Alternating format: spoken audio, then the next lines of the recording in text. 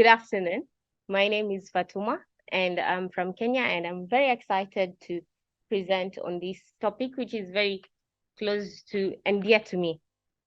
So, it is quite fitting because we're talking about indigenous African leather practices. I have to wear indigenous. Let me know if you like my fit. So, the first, I would like to start with a question.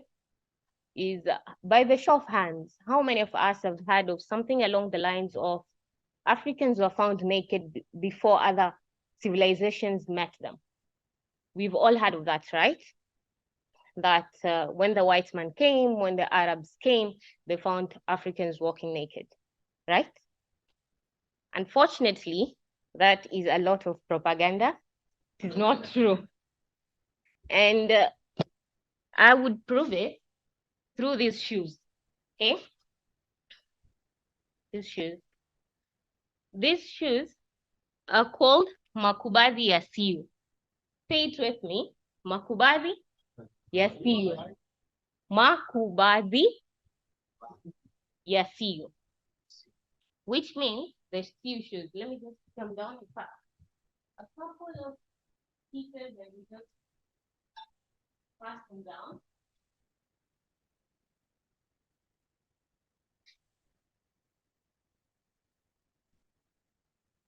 Okay. Let me get back on the floor.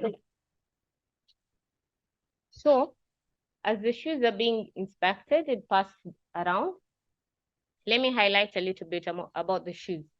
These shoes were invented long before the coming of the Arabs, long before the coming of the Persians, long before the coming of the Chinese, the Europeans, and a lot of other foreign civilizations. They're invented by a community called the Wangozi people, who are one of the earliest African civilizations on the East African coast. Wangozi literally translates to the people of the skin. This means that this community had very rich leather practices that it is not known if the name skin in Swahili came from the community and the leather practices or the vice versa. It implies the story of the chicken and egg, which came first, the Wangozi or the Ngozi. The shoes these are just a modern alteration of the shoes, but the shoes have modern medical reflexology, meaning our African ancestors knew how to scientifically prevent leg pain through their shoes. Now let's sit with that and ask ourselves, if someone would protect their feet with such advanced technology, why would they not cover any other part of their body? So now let's get into it. Okay. As you may know, I'm very passionate about the African heritage, which is why I decided to focus on this paper. And it is quite sad that I was not aware about the Wangozi people. I was not aware about the rich leather practices until recently when I joined the genuine leather industry. And I was talking to an uncle of mine who was telling me, Fatma, you just graduated. What are you doing with your life? Because my background is in petroleum and natural gas engineering. And I decided to shift and quit the industry and start doing the genuine leather industry. And he told me, Fatma, why are you wasting your life? You're sitting at home, because I just started out, I'm a startup. And I told him that, yeah, I've decided to do the genuine leather industry. And he told me, you should look into the Wangozi people. And it's like, Wangozi people? And he kept telling me more about it. And I was so sad that people don't even know about it, including myself.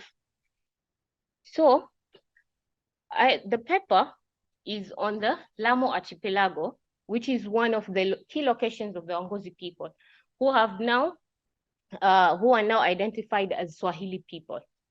Unfortunately, because of the coming of the foreign civilizations, they altered the identity. And right now, as we speak, the Wangozi people are extinct and have transformed into the Swahili people, and this is the Swahili wear. So the Lamu Archipelago, being one of the key residential areas of the former Wangosi people, lies in the East African coast in the Kenya region, and it is made up of over 65 islands, with about 11 of them being habitable, and it is surrounded by mangroves. So let me talk a little bit more about Sulha Afrika. So Sulha Afrika is a social enterprise driven by an ethical and sustainable genuine leather, Kenyan genuine leather brand that is circular. Sulha Afrika translates into the African solution. We seek to offer an African solution to African problems and global challenges as well, because we believe that there is true innovation, resourcefulness, and ingenuity in Africa and our practices that the global world could take a page from. So our mission is to sustainably elevate your style while celebrating the African heritage, with our vision being to become a global, sustainable, and attainable genuine leather brand. As we may know, a lot of genuine leather industries and businesses try to be sustainable, but sometimes it results into the products not being attainable. The general public wants to make better solutions and make better choices, but they cannot access it. So we seek to be attainable. So the objectives of the startup is to conduct value addition in raw hides and skins left behind by the Kenyan livestock and fishing industries, because at the moment, most of these skins go to waste, which is a very similar case to the whole continent of Africa. So as we do this, we seek to also economically empower and enable women and youth from low-income backgrounds. As we may know, the genuine leather value chain creates the most employment opportunities in the agriculture and the livestock industry. And we also seek to generate new stream of incomes for fish processors and flayers, since at the moment the skins go to waste, while advocating for and offer practical, sustainable, and ethical leather practices. Our goal is also to preserve and protect indigenous African leather practices. So the African leather practices have a rich heritage, and indigenous technology is very integral to our African identities. These shoes is not just a pair of shoes. It is a testament of how innovative, how resourceful our ancestors truly were. Nothing like what we were taught and what is implied at the global level. So it is very important and very dear to us as Africans to hold on to these parts. Especially, as I mentioned, the shoes are called Makubaria CU shoes. Despite these shoes being invented in CU, they're currently not being made in CU at all. Sad, right? So there is a lot of looming threats on endangering African leather practices, and there is an urgent need to recognize and preserve these practices. When I was trying to do the paper, I was like, let me just make a paper on the whole of Africa because I love the whole continent. I am not just bound to Kenya. But I realized that it is very, very wide. Every region of Africa had their own unique leather practices to meet their own unique needs, climate, and lifestyle. And I took a shift. I was like, okay, let me break it down to Kenya. And it was still very, very wide. Kenya itself is very diverse. We have over around 50 tribes with different cultural practices, different ways of life. And I also couldn't do that, writing a paper on just Kenya. And then I went ahead and did Lamu Archipelago. And when I was doing the Lamu Archipelago, I even found out about the neighbors. They also had different practices. For example, CU, they would do the livestock keeping, and then they would have the hides left behind. They would turn them into these shoes, which were 100% made of leather, and even the string was one of the waste from the livestock industry. So the Boni or the Oromo from their neighbors were they were beekeepers. So they would make honey bags to store from leather to store their honey. And one of the presenters was mentioning that they're doing research on waterproofing the leather. Maybe this could be a solution, going back into African roots and other civilizations' roots, because think about it, having a leather bag that stored honey, preserving it for thousands of years without the bag or the honey going bad, and even the honey seeping through. So there's a lot of cultural significance in leather. The shoes that you're all holding and seeing would even say the social class that you're coming from. It would show that you're coming from this certain region. It would tell a story about who you truly are. We would have leather would be part of our wedding ceremonies. The shoes that the groom was supposed to wear, they were only supposed to be from leather.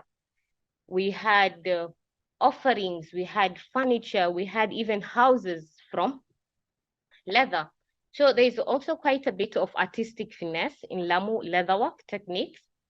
And this artistic finesse is not just shown through the shoes, but in also all other parts of their artistic projects, because Lamu is known for the architecture, it is known for the art, it is known for so much more. Let's dive into the sustainable practices. So there is quite a bit of sustainability in these indigenous practices, one of them being vegetable tanning.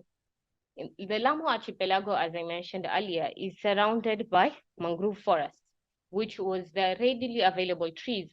Now, you might say that how is using mangrove trees for tanning a sustainable solution when mangrove is an endangered species and it is protecting the islands and all that?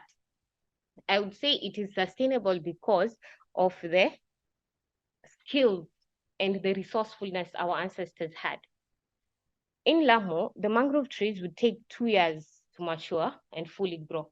And once it reaches that age, it starts emitting a certain chemical that would attract a species of insects that would come, eat that fully grown tree, and eat the neighboring trees as well, putting the risk of the other trees around it. So our ancestors knew this, and they found out the pattern, and they would just cut down the tree when it is about to be a risk to others. So this knowledge was even passed down in the religious schools and religious settings. So imagine a kid being as young as 6 years old, learning what tree to cut and how to care for the environment, because it was even a shame if you went ahead and polluted the environment. They would use circular economy practices and principles from the sourcing of the leathers, the sourcing of the skins. They would make sure almost everything is eaten. I know till date, in the Lamu archipelago, people even eat the hooves. You cook it down and it's very soupy and very collagen-rich soup. It's even what is given when you're sick, when you just give birth. And all this made sure that, I remember my mom says, in our culture, the only thing that goes to waste from the livestock is the mooing of the cows. That's the only thing that goes to waste. Every other thing is put to use. And it is even passed down in some shape, way, or form. So they sourced their leather locally. They were livestock holders, the CU people, as I mentioned, and they utilized local materials, such as the mangrove. They would also make their own lime and other chemicals needed to tan from dead corals. So being an island enriched with a lot of corals, they would know, okay, this coral is dead, and they would burn it in a way that is enclosed. They would build around it. And it was so, so interesting. And they would make everything from scratch, whatever was needed to tan till the end and finished product. So there is a lot of use of natural resources, like the thread that they traditionally would use would easily tangle during the process, during the during the sewing, the craftsmanship stage. It would easily tangle, and they would take a piece of fabric, they would cut a small hole, put the thread in, and then put fat, animal fat. They would pull it, and then the thread would be prevented and protected from tangling. So they could do the craftsmanship smoothly without wasting time detangling and all that. They also had a lot of natural-based dyes and processes. One of them being the use of inedible wild plants. So they had a lot of inedible wild plants, and they would use the fruits and soak them in coconut vinegar, and coconut is very available to them. They would make the vinegar and turn it into white paint, which was very intriguing, considering the wild plant itself and the wild fruit is very, very black. You're even surprised, how did they know they could get this white dye from there? They even had these other tannings. So they also had this blacksmithery available. They would do a lot of blacksmithery, and they would have the metal clippings. What they would do is take the metal clippings, soak them in the coconut vinegar as well, and get black dye to use it in their art as well. So all this showed environmental stewardship and conservation, which is a pattern which is very common in all across Africa. Not just Africa, I believe, even the other civilizations and other organizations, they all had environmental stewardship and the moral obligation to conserve their environment. So when we're talking about safeguarding this indigenous knowledge, after explaining all this, you would think that this practice is very much protected. It is very much practiced and passed on, and everyone is so proud of it. It is very sad to know, as I mentioned earlier, it is not practiced anymore in Kenya and in CU where it originated, and a lot of people, including myself, are not even aware about it. I remember taking these shoes in some certain events, and everyone's like, oh, I remember my grandfather used to wear these shoes. And it's not like I want these shoes, tell me more about these shoes. I just remember my grandfather used to wear them. There isn't that much, what is this called? Information about it, a lot of education about it. So the threats to cultural heritage is there's a lot of cultural appropriation, and there's quite a bit of rapid urbanization and industrialization. There's environmental degradation and unique challenges faced by Lamu. Lamu borders Somalia, and it is on the region where it is terrorist, how do I say this in a calm way? Yeah, so it borders the terrorist occupied regions of Somalia. Let me put it that way. So that is one of the unique challenges faced by Lamu. And unfortunately, CU being a very independent and very self-sufficient ancient civilization and kingdom, it is now, how do I say this in also another polite way? It is now the most poverty-stricken region of Lamu County. So to begin with, Lamu itself is one of the most economically marginalized parts of Kenya, and CU is the most economically marginalized part of Lamu as well. So getting to see that once a very thriving civilization, a very rich kingdom of self-sufficiency, because they used to make their own paper, their own ink, their own clothes, fabric, everything was made within the kingdom, is now battling poverty at an extreme level. A whole village of 2,000 people in a day would earn 4,000 Kenya shillings, which is $20. I mean, 20 pounds, something like that. So the whole village would earn this much money in a day. That's new foreign currency coming in. The other is you buy a bottle of water from me, and then you go ahead and buy something from him, another bottle of water per se. So the other money is just circulating. So there's also the impact of rapid modernization and decline of traditional crafts. All these other crafts that I mentioned, the ink making, the fabric making, the musical instruments, the paper making, they've all died down and they're nowhere to be seen. Like even the documentation is not there. It is now, it just seems like folklore. Like I was told by my relative, I was told by my grandfather, I was told like the other parts we do not know. And we know that oral traditions would definitely die down at a certain point, which is something that we see coming to as a threat to the leather industry as well. So it is very important for us to make sure that this is passed down and protected. So there is a lot of importance of recognizing and protecting. As I mentioned earlier, currently, there are only 2 old guys who know how to make these shoes. They're retired and they're very old. So we know for a fact that if we do not take active steps to make sure there is documentation and skill transfer, this is just going to be another oral tradition meant to die down. There is also empowerment of indigenous communities.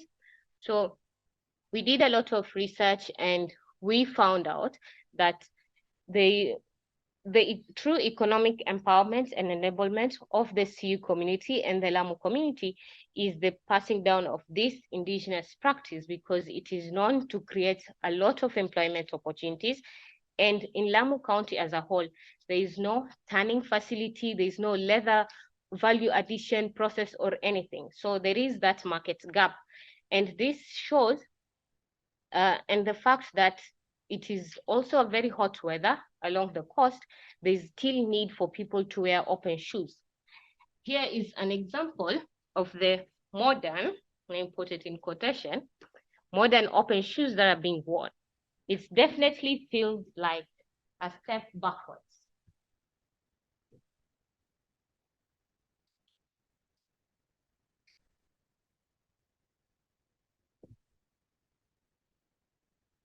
So there is still need for the open shoes because of the hot weather and our lifestyles. And this shows that there's the market and there could be interest as well, because everywhere that I talk about these things, people are normally very passionate about it and they would want to embrace the change that comes with it. So there's our conclusion and our recommendations are the following.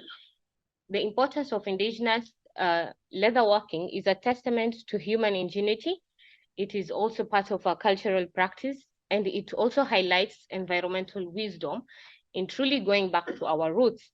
There is also the urgency of safeguarding indigenous knowledge, pressing threats and challenges, the specific challenges faced by Lamu, recognition and preservation for future generations. These leather practices could be a solution to modern day challenges, specifically for CU, Kenya, and beyond. So there is action for sustainable practices and heritage preservation, collaboration across sectors. There is also the promotion of fair trade principles, as well as integration of sustainability into the supply chain. And education and capacity building initiatives would lead to the empowerment of indigenous communities, skills development and cultural exchange with community-led initiative and intergenerational learning. As I conclude, I am not saying that these shoes, we have to wear them on a day-to-day basis, or we don't have to improve them in a sense. We know that the times have changed. We have to change with time, but not necessarily go backwards and abandon what we've been practicing. So we advocate for protection of this knowledge and advancing these shoes and leather practices into something that can be replicated in the modern day world with the traditional craftsmanship as well as the sustainable tanning solutions.